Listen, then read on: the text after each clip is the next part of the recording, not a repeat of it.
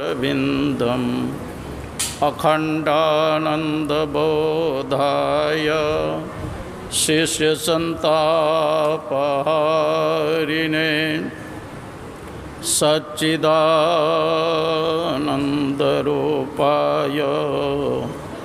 रामाय गुरवे नमः। पूज्यपाद गुरुजन, उपस्थित माता एवं भक्तिमती बहनों, मुदमंगलमय संत समाज, आइए एक दो बार भगवान नाम का संकीर्तन करें। जय जय राम, जय जय राम, जय जय राम कहो जय जय राम, जय जय।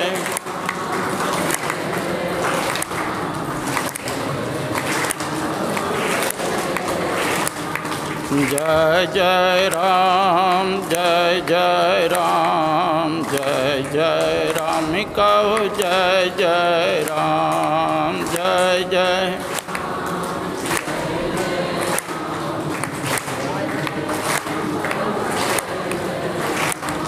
जयति जयति जय राम, हो राम राम जयति।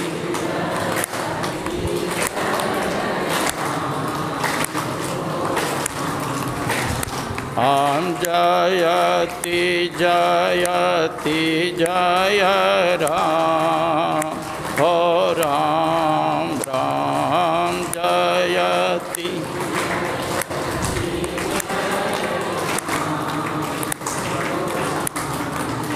बोलिए प्रेम से श्री सद्गुरु महाराज की। आज ध्यानाभ्यास के तीसरा दिन है। तीसरे दिन के द्वितीय पाली में हम लोग सत्संग में बैठे हुए हैं और आज गुरु सेवी स्वामी भगरथ जी महाराज के नवासी माँ जयंती हम लोग मनाने के लिए आए हैं, 19वां जयंती मनाने के लिए आए हैं।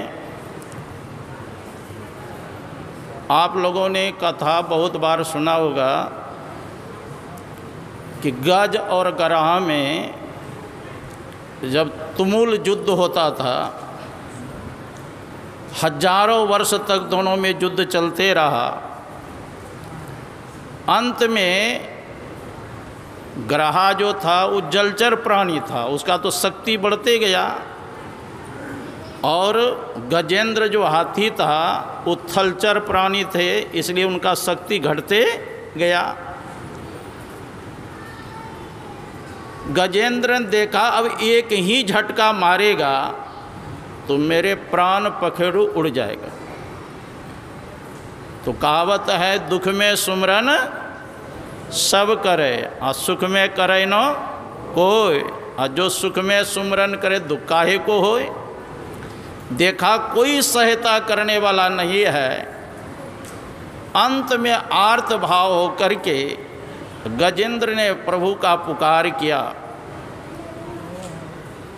भगवान विष्णु गरुड़ पर सवार होकर आए और गजेंद्र के सूंड पकड़ करके बाहर किया और अपने सुदर्शन चक्र से पहले ग्रह का उद्धार किया, बाद में गजेंद्र का उद्धार किया। गजेंद्र ने भगवान से प्रार्थना की, प्रभु जब मैं विपत्ति में पड़ गया, संकट में पड़ गया, तो मैं आपका स्मरण किया तो पहले मेरा उद्धार करना चाहिए, बाद में ग्रह का उद्धार करना चाहिए। लेकिन प्रभु आपने पहले ग्रह का उद्धार किया, बाद में मेरा उद्धार किया, ऐसा क्यों? तो भगवान कहते हैं जो मेरा भक्त है उनका मैं बाद में उद्धार करता हूँ, लेकिन मेरे भक्तों का जो चरण पकड़ लेता है उसका पहले मैं उद्धार करता हूँ।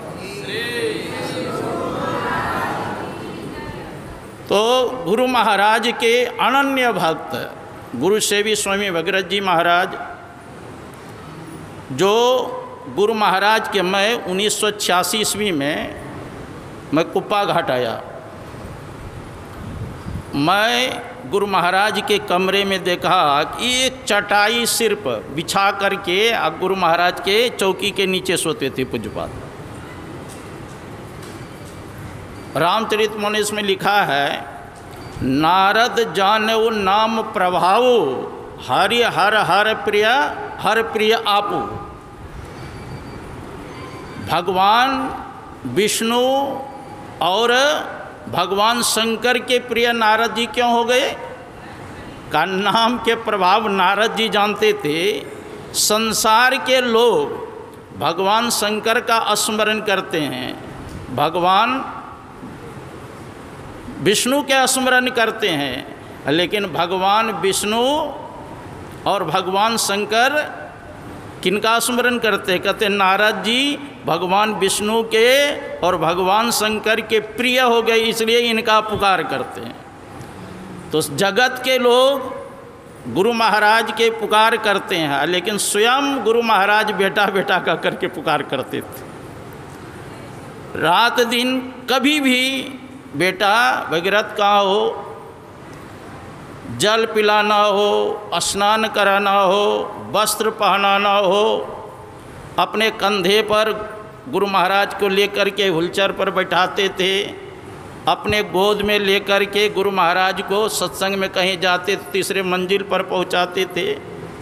और ऐसे भक्त थे पूज्यपाद कि एक बार मालदा जिला में गुरु महाराज के सत्संग का कार्यक्रम हुआ।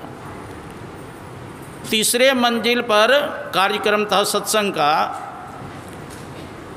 तो पूज्यपाद ही गुरु महाराज को उठाते बिठाते थे। कहा तीसरे मंजिल पर कार्यक्रम है सत्संग का।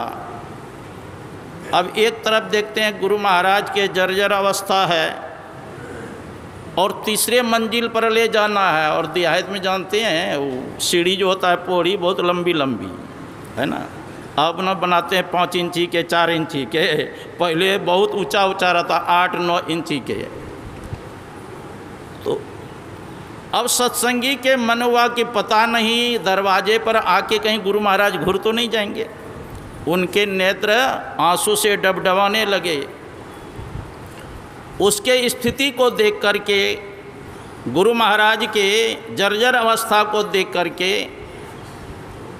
पूज्यपाद गुरु महाराज से मने मन स्मरण करते, हजूर आपको तीसरे मंजिल पर ले जाना है, आप थोड़ा अपने शरीर को हल्का कर लीजिए जिससे ले जाने में आसान होगा। जैसे स्मरण करते हैं मने मन, गुरु महाराज का शरीर इतना हल्का हो गया 6 महीना बालक के समान, और आसानी से तीसरे मंजिल पर ले गए। वहाँ सत्संग का कार्यक्रम हुआ, और फिर ऊपर से नीचे भी तो लाना है। फिर पूज्यपाद कहते हैं, हजूर जैसे पहले हल्के हो गए थे फिर हल्के हो जाइए। मने मन स्मरण करते फिर हल्के हो गए और फिर आसानी से नीचे लाए। ऐसे गुरु महाराज के अनन्य भक्त गुरु सेवी स्वामी भगीरथ जी महाराज थे, जिनके कहने पर गुरु महाराज हल्के हो जाते थे। रात दिन सेवा करते थे। कभी मौज गुरु महाराज के हो जाता था कि 12 बजे रात्रि में कहते थे हमको स्नान कराओ, तो कभी कहते टहलाने के लिए, कभी कहते थे 12 बजे रात्रि में बहुत कड़क धूप निकला हुआ है गुरु महाराज के मौज में। तो ऐसे सेवा करते थे। और उनके आज हम लोग जयंती मनाने के लिए आए हैं। इस बार उतना धूमधाम से इसलिए नहीं मनाया गया कि आचार्य श्री का तबीयत देखते हुए समय अनुसार, इसलिए सादगी से ऐसे एक फॉर्मेलिटी कहते हैं निभाते हैं, उसी प्रकार निभाया गया। नहीं तो बहुत महात्मा भी आते, बहुत और भक्त आते। तो ऐसे महापुरुष के यादगार याद करने से, और मैं तो उनके साथ में ही रहता हूँ, सत्संग में जाता हूँ। पूज्यपाद के समय बांटा हुआ है, कब उठना चाहिए, कभी कभी 12 बजे रात में ही बैठ कर के ध्यान करते हैं, कभी 2 बजे रात में ही बैठ के ध्यान करते हैं, 3 बजे तो बैठते ही हैं। स्नान समय पर करना, समय पर टहलना, समय पर भोजन करना बंधा हुआ है। और कभी कभी शाम में कहीं यात्रा करना होता है तो जैसे 6 बजता है तो मैं देखा कि पूज्यपाद बाबा बैठ कर के कहते हैं अभी गाड़ी रोको, ध्यान कर लो। और 5 जैसे बजते हैं देखते हैं कि 5 बज गया, अब आरती कीजिए। क्योंकि आरती के बाद पूजवा का नियम है कि 1 घंटा टहलते हैं। अब टहलते हैं तो पैर सीधा होगा, तब फिर ध्यान करते हैं। 6 बजे बैठ जाते हैं ध्यान करने के लिए। 7 साढ़े 7 बजते बजते शाम के स्तुति विनती करके फिर भोजन बाबा का होता है। 8 बजे के बाद रात्रि में भोजन नहीं करते। सद्गुरु महाराज की जय। पूजवा के पदार्पण हो रहे हैं, खड़े हो जाएं।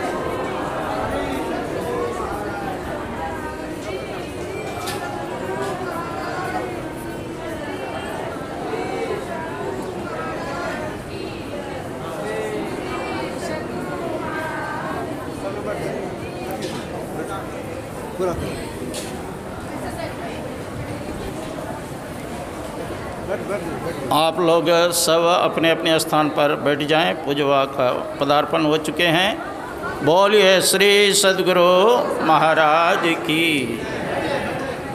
तो मैं कह रहा था, जो गुरु महाराज जी के अनवरत रूप से सेवा किए हैं, उनके रहन सहन देख करके प्रेरणा मिलता है कि हम लोगों को भी ध्यान करना चाहिए, समय पर सत्संग करना चाहिए। तो महापुरुषों के जो आदर्श जीवन है उनका अनुकरण करना चाहिए। और हम लोगों ने सुना महापुरुषों के संगति करने से क्या लाभ होता है। मज्जन फल देखिए तत्काला, काक होई पिक बकौ माराला। सुनी आचरज करे जनि कोई, सतसंगति महिमा नहीं गोई। वाल्मीकि नारद घट जौनी, निज निज मुखन कही निज होनी। जलचर थलचर नवचर नाना, जे जड़ चेतन जीव जहाना। मति की रति गति भूति भलाई, जब जे जतन जहाँ जे पाई। सो जानव सत्संग प्रभाव, लोको वेद न आनो पाओ।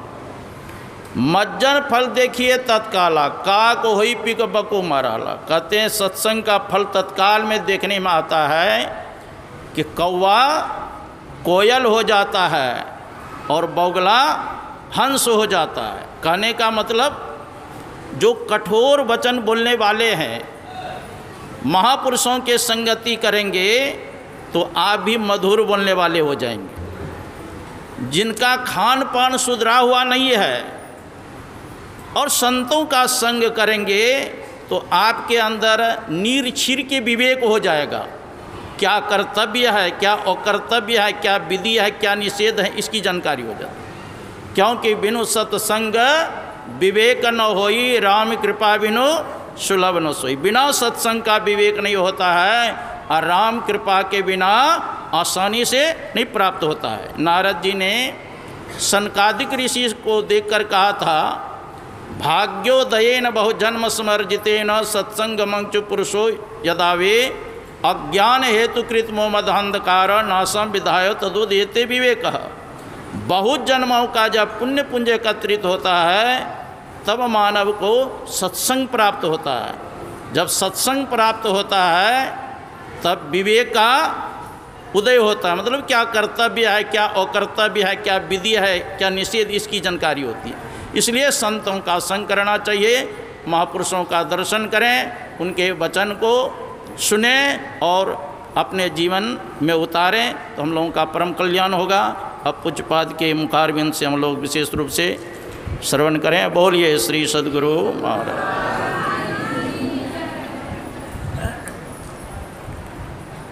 बढ़िया।